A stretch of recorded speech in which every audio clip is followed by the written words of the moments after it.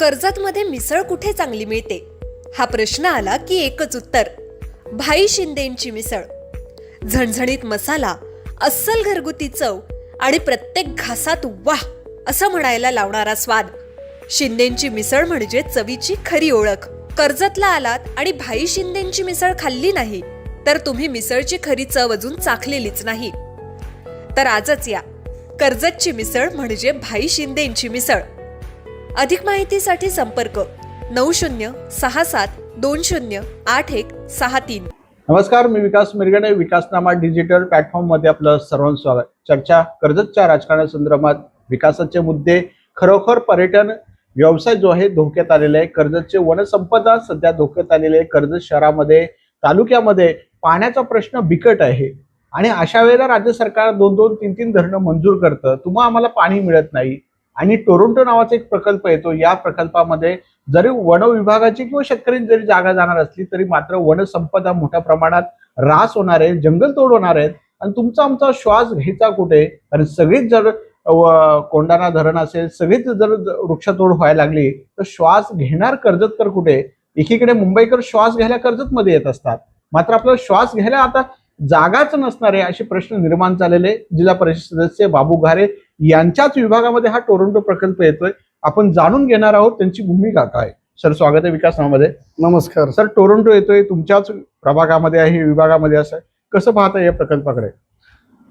हे बघा, वारंवार मी शासनाशी, तहसील ऑफिस असेल, फॉरेस्ट ऑफिस असेल, या राज्याचे खासदार माननीय विकास पुरुष श्री सुनीलजी तटकरे साहेब असतील, वारंवार सर्वांशी भेटीगाठी घेऊन जो काही टोरेंट असेल किंवा शिलार पोशेर धरण असेल, आत्ताच आम्ही केलेले धरणे आंदोलन असेल, याच्या माध्यमातून आणि कर्जतच्या जनतेलाही वारंवार आवाहन करत आहे की येणारे जे प्रकल्प आहेत ते कर्जत तालुक्यासाठी खूप घातक प्रकल्प आहेत. कारण लाखो झाडांची कत्तल आणि हजारो शेतकरी या शेतीपासून बेघर होणार आहेत, दूर जाणार आहेत शेतीपासून. आणि खूप वाईट दयनीय परिस्थिती येणाऱ्या काळामध्ये 5 ते 10 वर्षानंतर या कर्जत तालुक्याची असणार आहे. तुम्ही काल तटकऱ्यांची भेट घेतली, काय तटकऱ्यांसोबत काय चर्चा आली? कसं आहे की एकीकडे मुख्यमंत्री महोदय असे म्हणतात की राज्यामध्ये वीज पुरवठा, वीज उत्पादन आपलं भरपूर आहे, आपल्याला कुठल्याही प्रकारची वीज उत्पादनाची आवश्यकता नाही, अशी मागची मुलाखत मी त्यांची ऐकली टीव्हीवरती. तर मग असं असताना कर्जतमध्येच 5-5, 6-6 धरणं कशासाठी?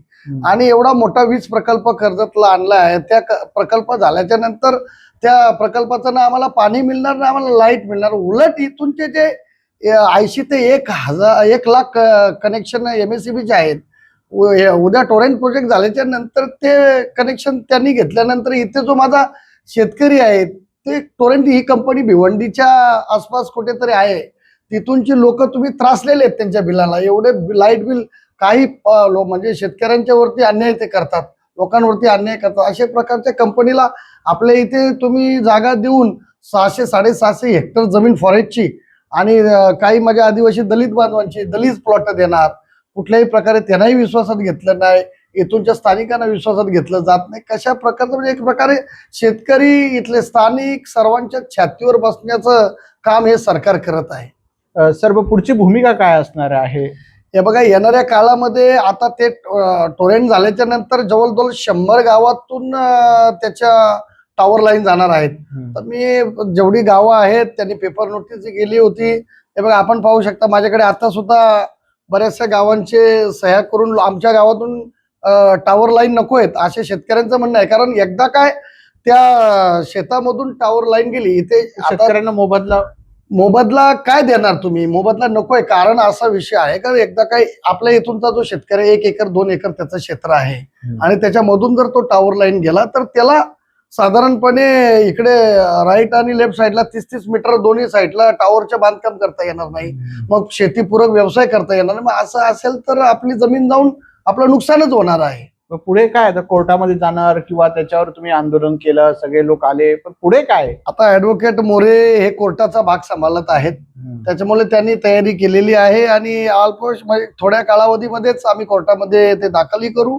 आणि दुसरा भाग तुम्हाला सांगतो, आंदोलन तर आमची चालूच राहतील, परंतु येणाऱ्या काळामध्ये टोरेंट जिथे बनते तिथून एक पायी मोर्चा आम्ही मंत्रालयावरती येणाऱ्या अधिवेशनामध्ये आम्ही 100% घेऊन जाणार आहोत, कारण आम्हाला कुठल्याही प्रकारे आमच्या कर्जतचं ऱ्हास होऊन द्यायचं नाही. आता 2 धरणं येत आहेत, मग तिथे तुमची भूमिका आहे? जरी विभाग नसला तरी एक पक्षाचा नेता म्हणून तिकडे कसं कसं आहे बघा, तुम्हाला सांगतो, आता शिलार आणि पोशीर साधारण 10,000 एकर जमीन त्या धरणांच्या खाली ओलिता याच्या धरणामध्ये जाणार आहे. तर अशा वेळेला तिथूनचा जो शेतकरी आहे, ज्यांनी आपल्या आजोबा पंजोबा पासून आपली जमीन ज्या जमिनीवरती तो त्याची उपजीविका आजपर्यंत चालवत आलेला आहे, आणि तुम्ही समजा 2 एकर जमीन त्याची घेणार आणि त्याला बदल्यामध्ये 2 गुंठे जमीन आणि काय पैसे देणार, त्याचं पुढच्या जीवनाचं काय? आता आपण पाहिलं असेल, पाली असेल, इथे मोरबे असेल, कोंढाणे असेल, हे धरणांची कामं प्रलंबित आहेत.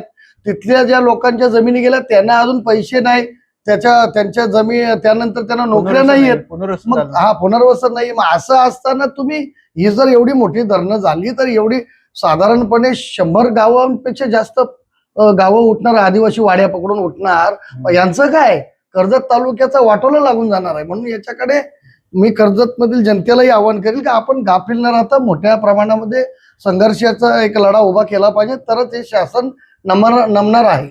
सर, आता मग झेडपी मध्ये सध्या कामकाज कसं सुरू झालेलं आहे? साधारणपणे 2-3 महिने झालेले आहे, कसं पाहताय कामकाजाकडे? आता झेडपी मध्ये कामकाज चालू झालेलं आहे आणि साधारण आता विकास कामांची सुद्धा सुरुवात प्रत्येक सदस्याच्या माध्यमातून जिल्ह्यामध्ये चालू झालेली आहे. आणि आता विधान परिषदेची निवडणूक आल्यामुळं सध्या आचारसंहिता आल्यामुळे थोडासा कारभार ठप्प झालेला आहे, परंतु कागदोपत्री कामं चालू आहेत.